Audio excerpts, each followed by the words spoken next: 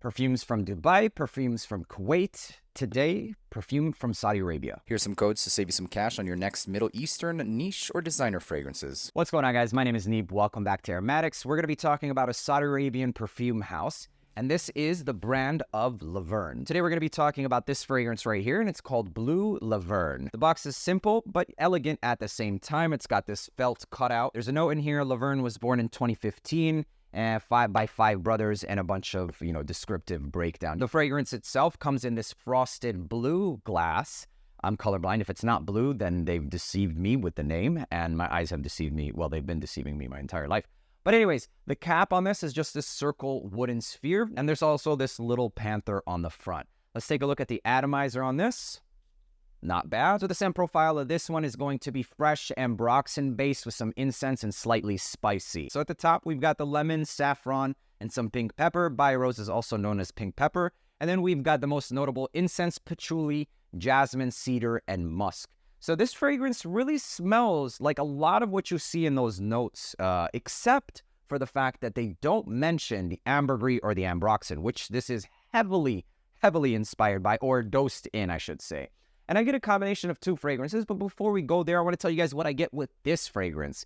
So a lot of ambroxan incense comes up right from the top and those citruses. There is a pretty hefty dose of jasmine that's underneath all of these nuances, and the patchouli does add this nice earthy bite. It's this spicy patchouli underneath an incense bed of fruits, or those citruses. It's a pretty good fragrance. The most dominant citrus in this is going to be the bergamot and the lemon specifically, but it's not a screechy lemon by any means. The musk does kind of refine and round out all the sharp edges, so there isn't anything too sharp from the entirety of the fragrance, but nevertheless, it is spicy. So the sharpness I'm attributing to the acidity of a lemon, and the spiciness is going to be that of the pink pepper. Spicy incense, patchouli with some musk and those citruses. The other citrus that I do find to attribute a little bit of a honeyed nuance is going to be the mandarin orange. But the mandarin orange and the jasmine kind of play well together. The nectarine sweetness from the orange really does well with the sweetness, the slight sweetness that comes from the jasmine naturally.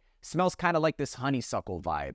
The saffron and the pink pepper are the two main notes that are contributing the whole spice nuance, and there is a leather undertone that's coming from both the leather and the saffron. So it's a pretty well executed fragrance, and because of that, it's relatively smooth in the way that it is, or well blended, I should say. It's not really a smooth fragrance because you do have that ambroxan, a little bit of those citruses and those peppers, but it's very well blended. So I wouldn't really call this harsh or synthetic by any means, but it does have that ambroxan, so it's got this punch. It really does pop off of the skin, and for a lot of people, they're not going to consider that a really smooth fragrance. The incense, the peppers, and some of those other nuances that really pop out. The lemon kind of stays in, and it's this whole lemon, jasmine, musk, incense, patchouli, ambroxan vibe for the majority of the fragrance. At the top is where you're going to get most of that incense. It does start to dry down with the fragrance as well, and the patchouli does start to shine as well. The cedar does kind of contribute more of this woody nuance, and the ambroxan starts to lighten up a little bit. And I get the vibe of two fragrances if you were to take them together and Frankenstein them. Versace Dylan Blue blended with Allure Homme Edition Blanche. That's what these two smell like, or that's what that smells like if you were to blend these two together. That's just kind of the vibes that I get. You get the incense, ambroxan, some of those patchouli vibes that you would with Dylan Blue.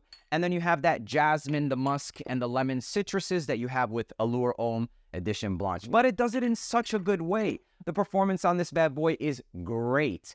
And honestly, if you consider the prices or the price, this is cheaper than even going with a designer. And not only that, you're getting a Saudi Arabian-based fragrance. The quality of the atomizer, the longevity, this will outperform the Chanel easily. And I'm not saying that this is a hybrid of both or intentionally a hybrid, but I'm saying that that's the vibe it gives me. It definitely has its differences as well, but nevertheless, it does kind of line up with that vibe or those vibes of fragrances. So Blue Lavern, if you like Dylan Blue and you like some citruses, musky lemon, you're going to love this one. That's basically it. In terms of performance, I got about 8 hours out of this fragrance, a solid 8 hours. It wasn't anything beastly, but it gave me above average. It gave me everything I needed and some, but that's about it. So as far as where you can wear this, you can literally wear this anywhere, every day. You can signature scent this fragrance easily. Musky lemon, ambroxan, some incense, some peppers. Pretty easy to wear, pretty easy to get away with.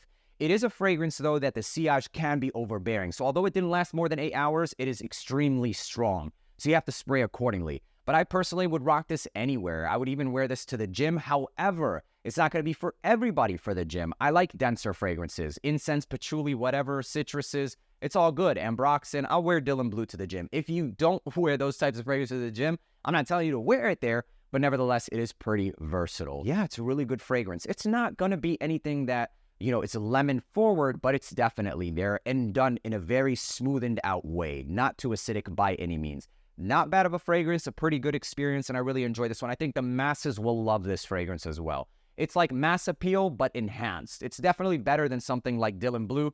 I mean, the quality of this is like 3 to 5 times this, genuinely. This quality is much better than something like this. The quality we're saying. I still love Dylan Blue. Love Dylan Blue. And yeah, that's basically what you get with Middle Eastern houses and this house as well from Saudi Arabia. I think it's a great fragrance if you're looking for a daily wear. Ambroxan, citruses, some patchouli, and incense. That's pretty much all I have to say about this fragrance. Let me know down in the comments if you have any fragrances of Laverne. They've actually come up on a big scale, and they're pretty known in the Middle East. If you enjoyed watching this video, make sure to leave a like, hit that subscribe button, and until the next one, peace.